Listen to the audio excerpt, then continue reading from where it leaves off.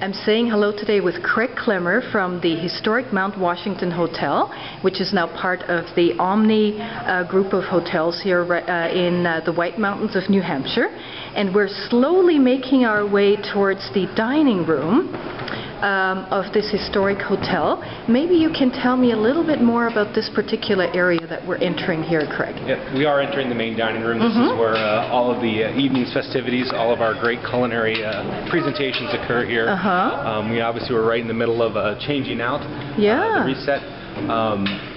It is all of the glass in the common areas of the hotel is all Tiffany glass. Wow. So it absolutely catches that light and magnifies the brilliance that is behind it.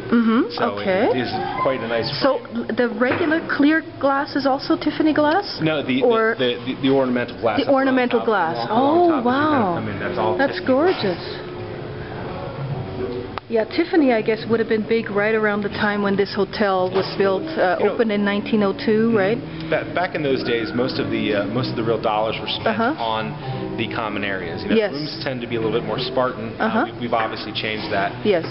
But no expense was spared when the Mount Washington was originally built. Exactly. Joseph Stickney built it back in 1902. Now, who was that fellow? Joseph Stickney was a coal magnate. Made his fortune, New Hampshire native. With the railroads and coal. Yes. And he actually purchased the Mount Pleasant House, which used to be across the street from us. Okay. Up in this area, there used to be about 22 grand hotels. Yes. Now in Coos County, there's only 3 remaining. Okay. And the Mount Washington Hotel is actually the youngest of the grand hotels, and it was actually conceived this size.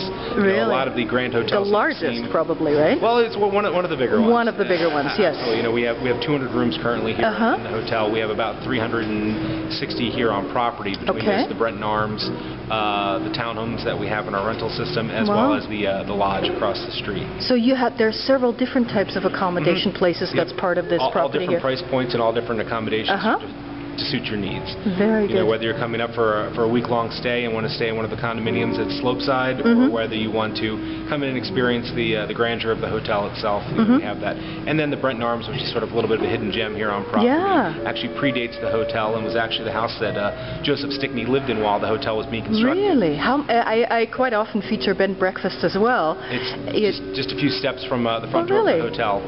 When was it built, actually? About 1865. 1860. So it predates the hotel quite a bit, actually. Now, you were mentioning railroads as well, and I just drove up through Crawford Notch. Very fascinating, this whole area, because I believe the early guests arrived here mostly by railroad. Is that correct? That is correct. You know, we used to have about 30 to 40 trains a day that used to pass up through this valley. That's unreal. Yep, people would get on the train in Grand Central Station in New York and wake up in the morning, get here in time for breakfast to play a round of golf. So, and that was the main conduit for the public until the highway system was in place. Now, where does the train run here? Is it behind the hotel on this side? It's actually out on right along parallel to the road. Okay. If you've seen on your way in, you saw Fabian's Restaurant. Okay. That is an old converted train station. And that used to be the train station for the Fabian House, which used to be out in front of it. That was one of the grand hotels that was literally, a stone throw away from this property. Was that one of the ones that burnt down? Yes. Because so many of them burnt down. I was reading this fascinating article yesterday, and there were all these beautiful, magnificent Victorian properties, of course, wooden frame construction. Some of them burnt down multiple times, actually. Absolutely. Yeah. Unfortunately, it is a bit of a vanishing commodity. Yeah, it is. So that's why when they built this property, some of the state-of-the-art features were that the entire property had a full fire suppression system. Wow. So that was quite state-of-the-art at the time. We also had, electrical lighting throughout, hot and cold running water in all of the rooms, and all rooms had a bathroom. All the new amenities of the turn of the century, last century, that is. Absolutely, and we've carried that forward today, with wireless access. Flat screen TVs in all of the rooms, and the new meeting space and spa. It's all state-of-the-art, cutting edge, and has all the amenities that any guest would ever want to have. Exactly. So all the modern amenities you could ever think of. I would love to show the view here from the dining room, because that's one thing that makes this hotel property so special. It's called the Mount Washington Hotel, of course, because Mount Washington is right next to your location. Yep, absolutely. And today we have it. magnificent view of the peak of Mount Washington. So all of our rooms on this side of the building, as well as our spa, have absolutely commanding views of the presidential mountain range. Yes. As well as Crawford Notch, which is down below. Exactly. And our good partners, the AMC, Appalachian Mountain Club, is down there. And that actually sits on a historic site of the where the original Crawford House used to be. Okay. Abel Crawford was the first person to start bringing tourists up into the area. That's right, and blazed the Crawford Trail up through the presidential range. There's a tremendous amount of history in this area, and that's what I've started to discover. This whole White Mountains area, Conway, Crawford, Bartlett. I mean, Bartlett, I think, has a sign 1790 is when it was established, probably also by the Crawford family, I would imagine.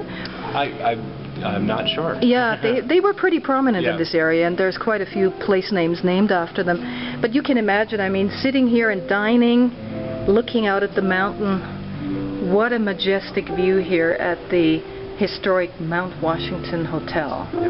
Just beyond the Ammonoosuc River is where we currently have our Nordic system. Actually, this weekend we have the Bretton Woods Nordic Marathon, which is a 50K race. Okay. And skiers, I believe we have about 6 Olympians that are competing in that. You're kidding? Yep. Like current, still active or retired? People that have been participating in the Olympics. Yes. Okay. Wonderful. That's I think they might be a little tired after the last couple of weeks festivities out in Vancouver. They need a rest right now. That's for sure.